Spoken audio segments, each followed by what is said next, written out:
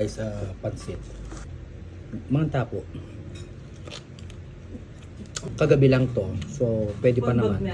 Hindi na siya ininit kasi mas sumasarap siya pag, alam mo yung pag, ano na, nag 24, hindi pa naman 24 hours, mamayang gabi pa.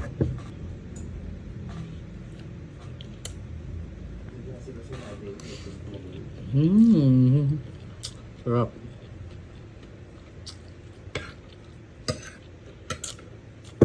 Sabi nila, itong pansit daw pampahaba ng buhay kasi mahaba. What if pinutol mo? Eh di hindi na siya mahaba. Hindi mo reset ang doktor. Papakaman din yun. Oo nga, di ba? Hindi kasi sabi nila, di ba? Ang pansit daw pampahaba ng buhay. Oo nga naman. Pero ewan ko. Mating. Itong guluhan ko eh. Ay mga ano ka.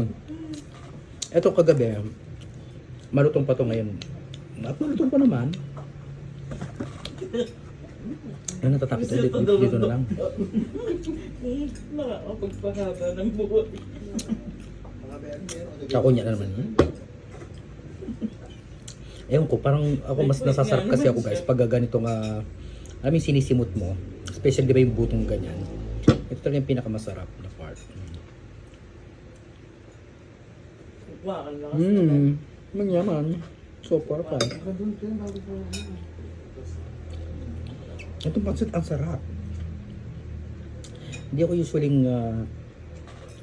yung pansit hindi ko siya favorite, pero ito lang talaga yung parang mas nasarapan ako dito.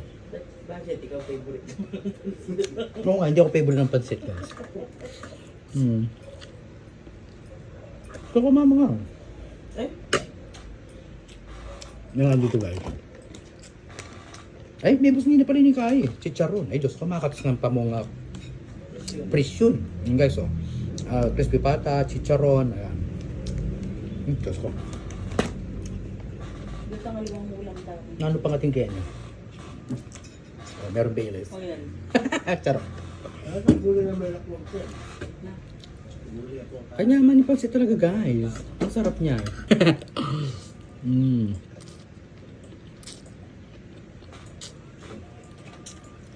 Makakatakot yung kaya. Makakatakot kayo nung... Tulad ng ibang kain ay. Nagawa mo yun. Mama. Guys, look. Uri ba yun? Wala mo.